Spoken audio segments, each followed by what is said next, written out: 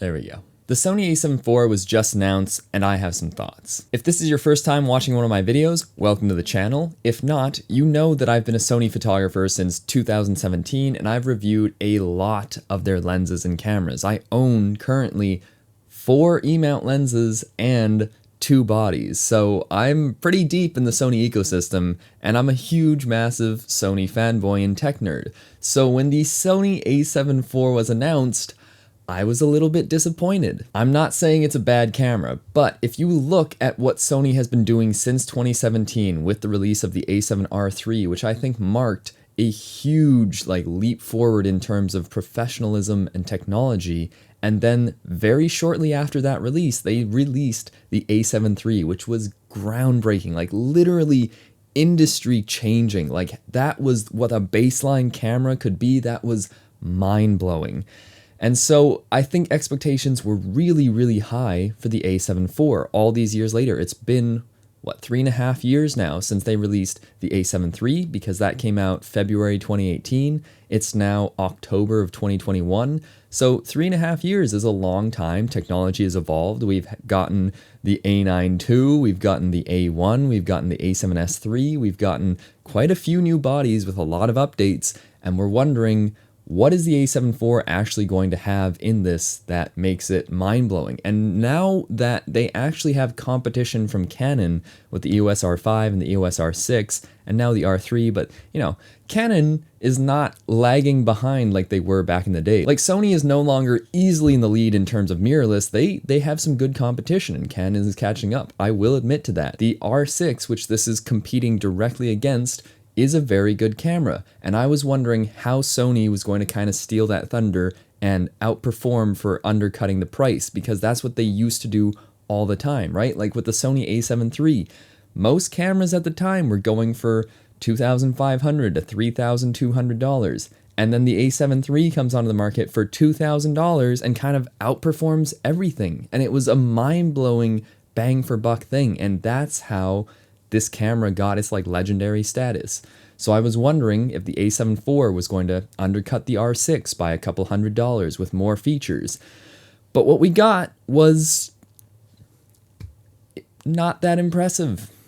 Yes, it's still a very, very good camera, but I was expecting a little bit more. Let's start with some of the major specs. The A7 IV is getting that brand new redesign with the body of the A1 and the A7S III, that nice, real chunky, more professional style where you probably don't need a grip, whereas on my A7R III, you definitely need a grip with this camera just because it didn't feel right without one. But I've been actually really enjoying my A7S III without a grip because it feels really good in the hand, and I'm glad that Sony went with that body. You're also getting the fully articulating touchscreen that you are on the A7S III, which is really, really nice to see. We're getting a brand new sensor in this camera. It's 33 megapixels. This is a little bit more than I was anticipating, actually. I was anticipating about 30 megapixels, so 33 megapixels is just great for stills photographers, and I think that's a really, really middle-of-the-road resolution between 24 and the higher resolution like 42, 60, and probably like an 100 megapixel camera with the A7R5 whenever that comes out. But I think 33 is like a really good resolution to have,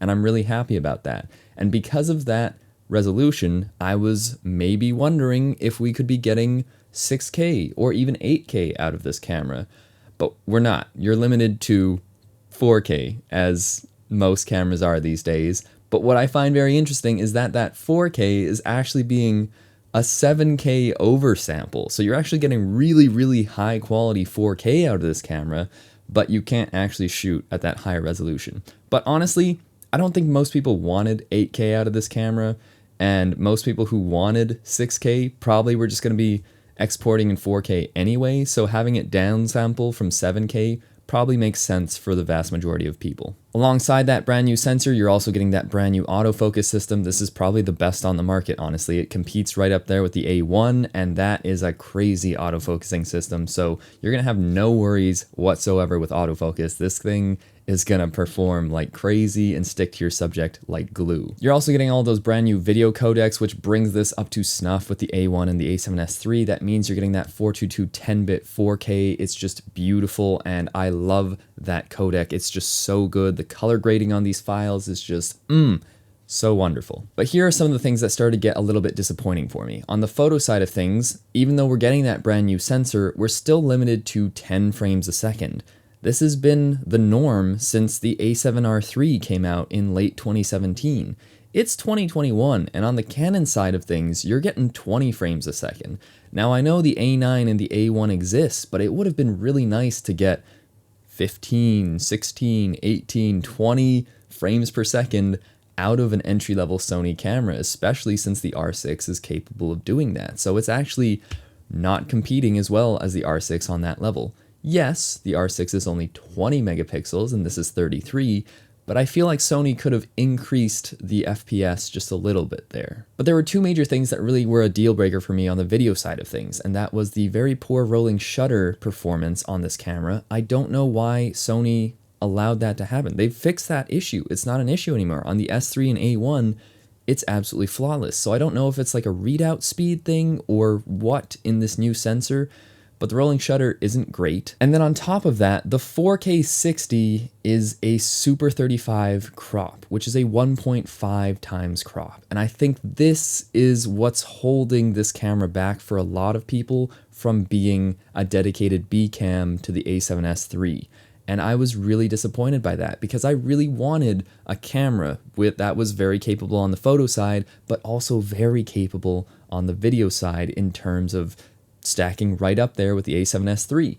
And I was like, man, if I could have another body that was capable of full frame 4K 60, I'd be set. I wouldn't need to worry about that. I would just get that camera, have it as a B cam, and I'd never need to worry about cameras ever again for like the next 5 years, and I'd be so happy about that. But the fact that it's a 1.5 times crop and it's only 60 FPS, like that leaves me wanting a little more. Like you have this wonderful full frame camera and now you're stuck shooting Super 35 slow motion. Like that was kind of a bummer. Like on the A7R III and A7 III when they were announced all those years ago, we had full frame 1080p slow motion, 60 and 120. And at the time that was groundbreaking. They didn't force you to do a crop in those higher frame rates. And I think 4K is now the norm in terms of resolution and what we want. So 4K 60, yes, this is an entry-level camera. I wasn't expecting 4K 120.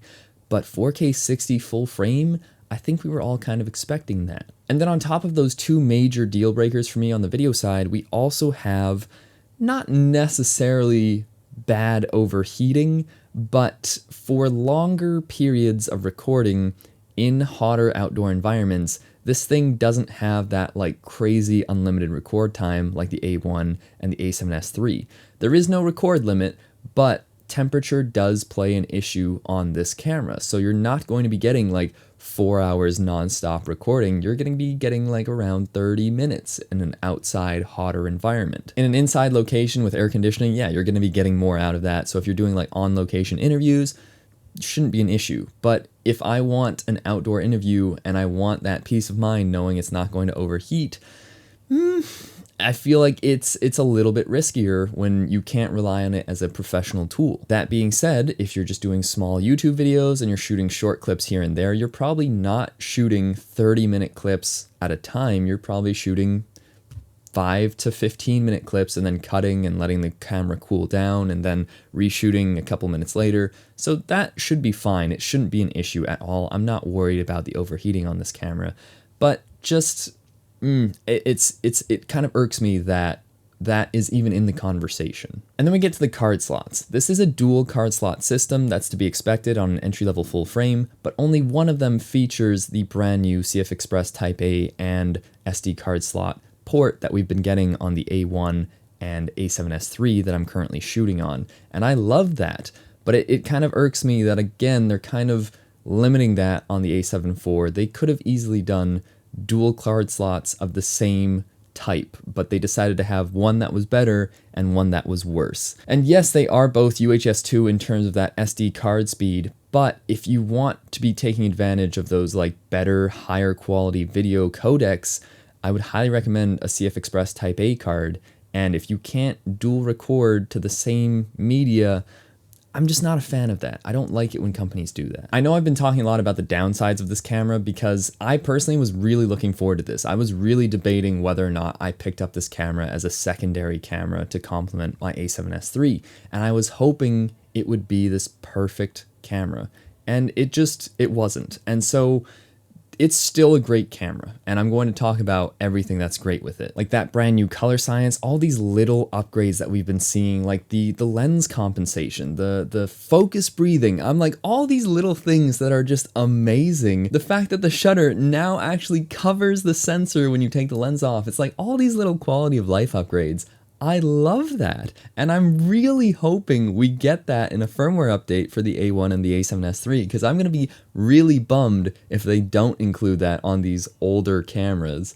And we also get Animal IAF in video mode for the first time ever, and I think that's great. I am not going to be taking advantage of that anytime soon, but eventually I'd like to get a dog and test that out, and I think that would be great to have on my A7S III. So this A7 IV is getting a lot of awesome features, and you've probably noticed during this video as I'm leaning in and out, the focus breathing of this 35mm G Master, and I would love to have that focus breathing compensator so it doesn't focus breathe. And I was looking at some of these examples and I'm like, oh my god, that fixes the issues I've been having with these really expensive lenses. So my thoughts on like, wow, did I just waste $1,400 on a really expensive lens for it to not really be usable in certain video circumstances? They fixed that. I love that. I love that Sony is listening, and these little upgrades are so great. So yeah, the A7 IV is a great camera, and if you're coming from an A7 III, it's a very worthwhile upgrade. But me personally, I feel like I've been spoiled with the A7S III, and I have my A7R III here. So I feel like I don't need this middle ground camera because I have a dedicated video camera, and I have a high resolution dedicated photo camera. And so for this to be kind of a hybrid between the both, but doesn't quite perform as good as either for what I want it to do, I'm not personally going to be picking it up. But for a lot of people, especially if this is your first full frame camera, or you're trying to get into the wonderful Sony ecosystem, this is it. I'm already recommending this camera to a ton of people. It's just not for me. Yeah, this camera is great if you're looking for that professional full frame, or if you're like far more on the photo side of things and you're trying to do like wedding photography or just professional photography. I think if you're anywhere above a 50-50 video, like if you're 50%, 60, 70, 80, 90, 100% photo, this is a dream camera. But if you're doing more video, that's where I think this camera isn't ideal, because the A7S III still outperforms it in terms of frame rates, in terms of having no crop.